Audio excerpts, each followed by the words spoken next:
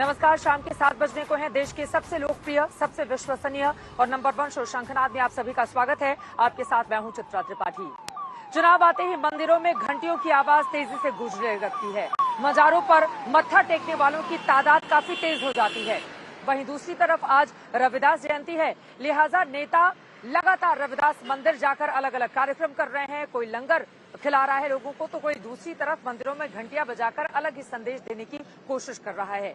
दरअसल इसके पीछे की बड़ी वजह ये माना जा रहा है कि दलितों को रिझाने के लिए, उन्हें लुभाने के लिए आज नेताओं की ओर से इस तरह से संत रविदास को लेकर आगे बढ़ने की कोशिश की गई। नेता इस बात को मान बैठे हैं, उम्मीद कर बैठे हैं कि मन चंगा तो फिर बहेगी वोट की गंगा। ये रिपोर्ट देखिए।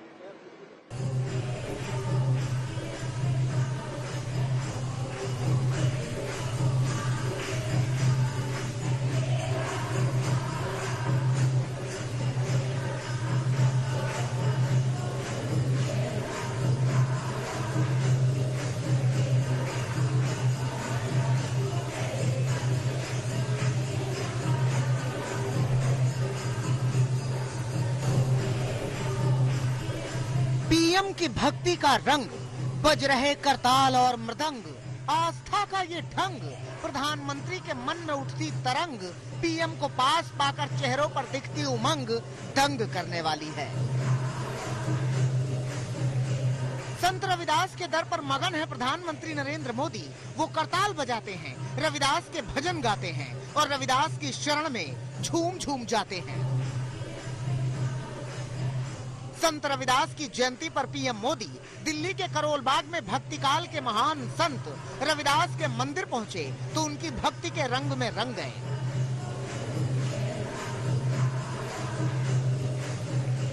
महिलाओं की कीर्तन मंडली के बीच बैठे और जमकर करताल बजाया। इससे पहले उन्होंने संत रविदास के आगे मत्था टेका और उनका आशीर्वाद लिया। मंदिर में प्रसाद भी चखा। आज संत रविदास जयंती पर प्रधानमंत्री नरेंद्र मोदी करोल बाग स्थित संत रविदास विश्राम धाम मंदिर में दर्शन करने आए थे और यहां लगभग 20 मिनट तक प्रधानमंत्री नरेंद्र मोदी रहे। उन्होंने यहां पूजा अर्चना की और संत रविदास के जो भक्त हैं उनके साथ यहां पर जो है मंजीरा बजाया, भजन गाए और गीत भी गाए हैं। आप देख सकते हैं यहाँ महिलाएं जो हैं झूम रही हैं संत रविदास जयंती पर और गाने भी गा रही हैं। पीएम मोदी ने जिन महिलाओं के साथ करताल और मंजीरा बजाया, भजन गाया, देखिए वो किस कदर उत्सव मना रही हैं। प्रधानमंत्री नरेंद्र मोदी आए और उन्होंने भजन भी गाए, मंजीरा भी बजाया आपके साथ। हाँ, हमारे साथ बजाया गया। हमें अच्छा लगा, हमारे नरेंद्र मोदी हमारे साथ आए, हमारे पास भी बैठे। आप प्रधानमंत्री नरेंद्र मोदी आए और उन्होंने यहाँ पर भजन भी गाया, मंजीरा भी बजाया और आप पूरे लीन हो गए। वो हमारी महिला सत्संग मंडली को बहुत बड़ा सम्मान दिया। गुरु रविदास मंदिर में आके मंदिर में बहुत वो बड़ी खुशी है कि आज पहली बार देश के प्रधानमंत्री संत रविदास गुरु विश्राम धाम मंदिर में पधारे। माघ पूर्णिमा को काशी के सीर गोवर्धन में चर्मकार कुल में जन्मे और जूते बनाकर परिवार चलाने वाले संत रविदास ने भक्तिकाल के सबसे बड़े संत रामानंद से आध्यात्मिक ज्ञान प्राप्त किया। आज उत्तर प्रदेश से पंजाब और हरियाणा तक उनके लाखों अनुयायी हैं। आजन्म वो जात पात के खिलाफ लड़ते रहे। उनकी जयंती पर उनके मंदिर में पीएम मोदी पहुंचे। दिल्ली के करोल बाग में दर्शन पूजन के बाद पीएम मोदी पंजाब के पठानकोट पहुंचे। रविदास जयंती की वजह से ही पंजाब की 117 सीटों पर 20 फरवरी को मतदान होगा। पहले ये 14 फरवरी को होना था। पीएम मोदी ने पठानकोट की रैली में संत रविदास का दोहा सुनाया। संत शिरोमणि पूज्य रविदास जी ने क्या कहा था? उन्होंने कहा था, मैं एक ऐसा राजा चाहता हूं। देखिए, रविदास जी ने कहा है, मैं एक ऐसा राजा चाहता हूं जिससे राज्य में सभी को अन्न मिले, हर कोई एक समान समरस होकर रहे और जब ऐसा होगा तो स्वाभाविक रूप से रविदास जी प्रसन्न होंगे ही। ये संत रविदास जी ने कहा। संत रविदास ने कहा था कि मन चंगा तो कटौती में गंगा। पीएम मोदी इस बार चुनावी कटौती में सत्ता रूपी गंगा बहा देने के इरादे से चुनावी समर में उतरे हैं, तो मौका चुनावी है। मेरे लिए दोहरी खुशी ये भी है कि मैं उस काशी का सांसद हूं जहां संत रविदास जी का जन्म हुआ था। ये भी मेरा सौभाग्य है कि बनारस में उनके मंदिर परिसर के सौंदर्यीकरण का कार्य, एक पवित्र कार्य करने के लिए ईश्वर ने मुझे निमित्त बनाया।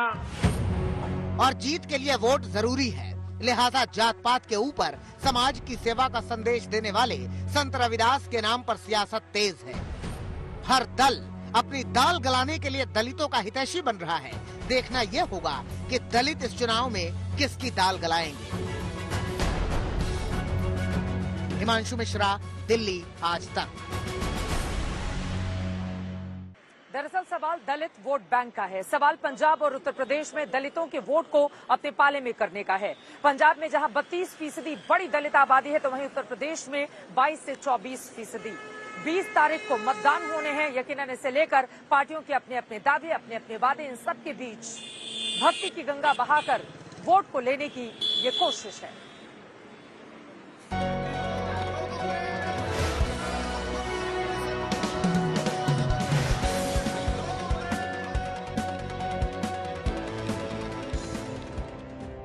जाति जाति में जाति है जो केतन के बाद, रैदास मनुष्य ना जुड़ सके जब तक जाति न जात। भक्ति काल में भक्ति भाव में भले ही संत रविदास ने इंसान को जाति से मुक्त बताया, जाति बंधन से छुटकारे का मार्ग दिखाया, मगर संत रविदास के इन शब्दों के करीब 600 साल बाद भी जाति की बात जारी है। यूपी पंजाब में विधानसभा चुनाव है और दोनों राज्यों में जाति वाली सियासत भारी है, और इसी सियासत को साधने के लिए सभी के अपने अपने दांव हैं। मौका है संत रविदास की जयंती का, हर किसी के मन में भक्ति भाव है। कोई संत रविदास के धाम में सिर झुका रहा है, कोई संत रविदास के शब्दों को दोहरा रहा है, तो कोई लंगर वाली सेवा के जरिए संत रविदास के प्रति श्रद्धा जता रहा है। यूं तो संत रविदास की जन्मभूमि पर अनुयायियों की भीड़ हमेशा ही जुटती है, लेकिन चुनाव के बीच जब सियासत के बड़े चेहरे धाम में हाजिरी लगाने पहुंचे, तो इस भक्ति भाव में मतदाताओं को साधने वाला सवाल खुद ब खुद जुड़ गया। मुख्यमंत्री योगी आदित्यनाथ पहुंच चुके हैं वाराणसी में, जहां पे संत रविदास की जयंती के मौके पर दर्शन करेंगे।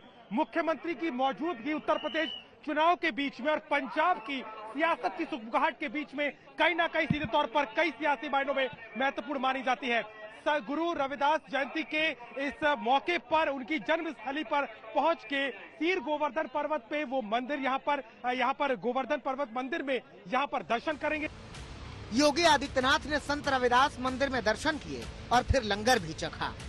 सबका साथ, सबका विचार, सबका विश्वास और सबके प्रयास की भावना को जन जन तक पहुंचाने का जो कार्य हो रहा है,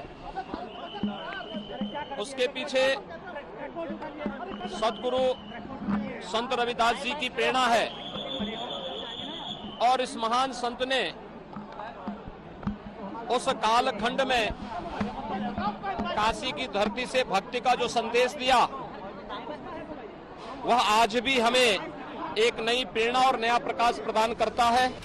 राहुल गांधी अपनी बहन प्रियंका गांधी के साथ मंदिर आए, संत की देहरी पर नमन किया।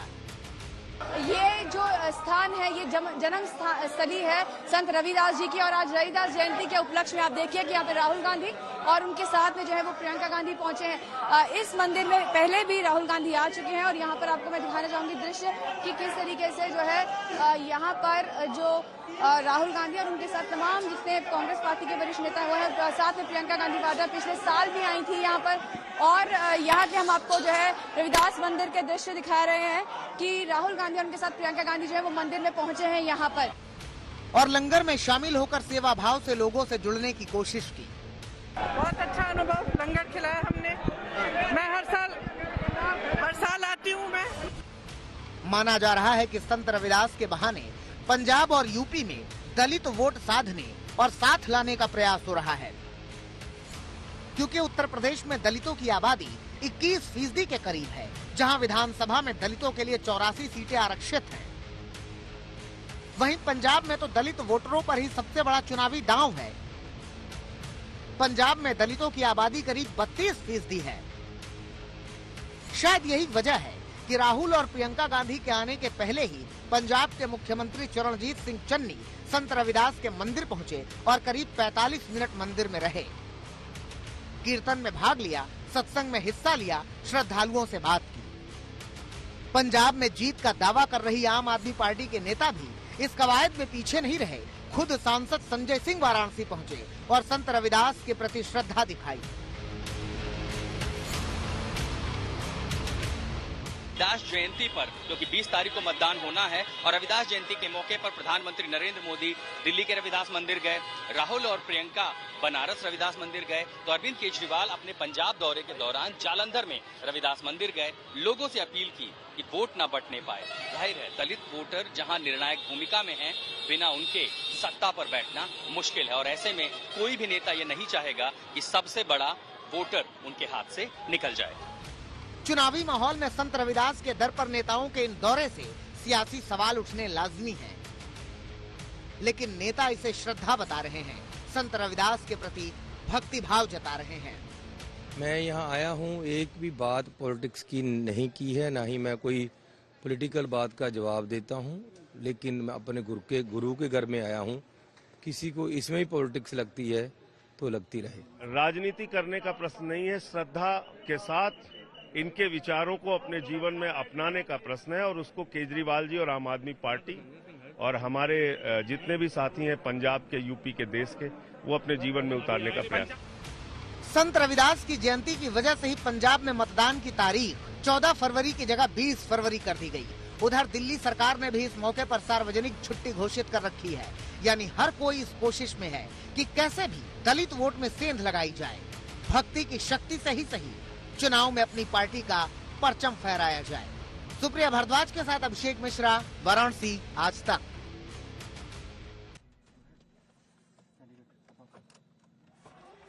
और ये तस्वीरें हम आपको दिखा रहे हैं।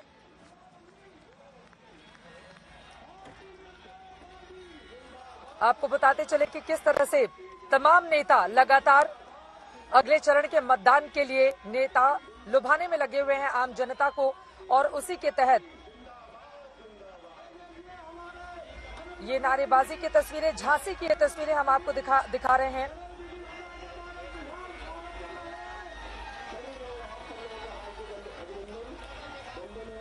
जहां पर योगी आदित्यनाथ का रोड शो जारी है। आप देख पा रहे हैं किस कदर वहां पर भीड़ उमड़ी हुई है। छतों से लोग फूलों की बारिश कर रहे हैं। झांसी के जरिए समूचे बुंदेलखंड को लुभाने की ये कोशिश मुख्यमंत्री योगी आदित्यनाथ की, जिसकी तस्वीरें इस वक्त आपकी टीवी स्क्रीन पर सामने है। आपको बता दें कि महोबा में भी उन्होंने बड़ा कार्यक्रम करके वहां के मतदाताओं को लुभाने की कोशिश की थी। यकीनन बुंदेलखंड में आगे जो चुनाव होने हैं उस पूरे के पूरे हिस्से को अपने पक्ष में लाने की कोशिश, ताकि 2017 जैसा कमाल बुंदेलखंड के इलाके में भी भारतीय जनता पार्टी कर पाए। आप देख पा रहे हैं महिलाएं किस तरह से वहां पर बेहद उत्साहित नजर आ रही हैं। मुख्यमंत्री योगी आदित्यनाथ का ये mega road show, Uttar Pradesh के झांसी की ये तस्वीरें इस वक्त टीवी स्क्रीन पर आपके सामने है। इस रोड शो में भारी तादाद में लोग उमड़े हुए हैं और मुख्यमंत्री का मुस्कुराता हुआ चेहरा इस भीड़ को देखकर काफी गदगद वो दिखाई दे रहे हैं। लेकिन 2017 जैसा प्रदर्शन क्या 2022 में भी बीजेपी कर पाएगी, ये अपने आप में बड़ा सवाल इस पूरे के पूरे हिस्से में बना हुआ है।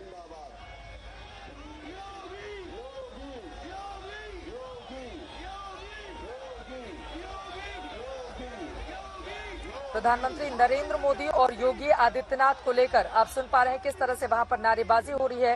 हाथ हिलाकर सभी का अभिवादन स्वीकार करते हुए मुख्यमंत्री योगी आदित्यनाथ आपको तस्वीरों में दिखाई दे रहे हैं। और यकीनन पश्चिमी यूपी के बाद अब पूरा का पूरा जोर अवध के इलाके में यानी कि मध्य यूपी और बुंदेलखंड में, और उसके बाद धीरे धीरे आगे के चुनाव पूर्वांचल की तरफ बढ़ते हुए चले जाएंगे। चूंकि बुंदेलखंड का हिस्सा भी काफी महत्वपूर्ण है, इसी वजह से चाहे बीजेपी हो, समाजवादी पार्टी हो या कोई भी दल हो, वो लगातार अपनी पूरी ताकत इस पूरे इलाके में झोंक रहा है। झांसी में मुख्यमंत्री की ये जो मेगा रोड शो आप देख पा रहे हैं, भारी भीड़ वहां पर उमड़ी हुई है और प्रधानमंत्री नरेंद्र मोदी और योगी आदित्यनाथ के वहां पर नारे लग रहे हैं।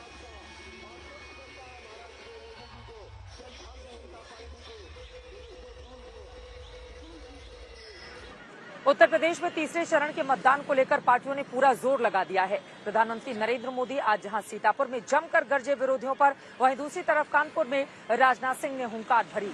अखिलेश यादव एक तरफ कन्नौज और उसके आसपास के क्षेत्रों को रिझाने लुभाने की कोशिश कर रहे थे, तो मुख्यमंत्री योगी आदित्यनाथ महोबा और हमीरपुर में रैलियां करके उन्होंने अपने 5 साल के कामकाज गिनाए। वैसे समाजवादी पार्टी से अच्छे की उम्मीद की भी नहीं जा सकती।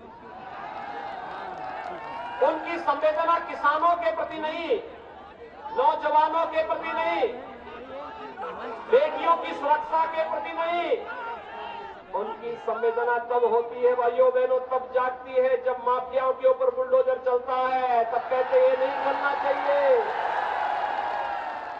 माफिया के प्रति, पेशेवर अपराधियों के प्रति उनकी संवेदनाएं हैं। तो जिसने मंत्री पुत्र जिसने गाड़ी से किसानों को कुचला था, उसको जमानत मिल गई। जो पैरवी सरकार को करनी चाहिए थी वो पैरवी नहीं हुई। एक अदालत से तो हो सकता है जमानत मिल गई हो, लेकिन बताओ ये जनता की अदालत है, उससे जमानत मिलनी चाहिए थी कि नहीं मिलनी चाहिए थी? अब समाजवादी पार्टी के शासन में यहाँ पर कट्टा बनता था, कट्टा बनता था, कट्टे चलते थे। लेकिन आप लोगों ने समाचार पत्रों में पढ़ा है कि बहनों भाइयों, अब उत्तर प्रदेश की धरती पर कोई माँ का लाल कट्टा नहीं बनाने पाएगा, न कट्टा चलाने पाएगा। उत्तर प्रदेश की धरती पर बनेगी तो ब्रह्मोस मिसाइल बनेगी। एक पार्टी समाजवादी पार्टी है, कहने को केवल समाजवादी है, समाजवाद इन्हें छू तक नहीं है।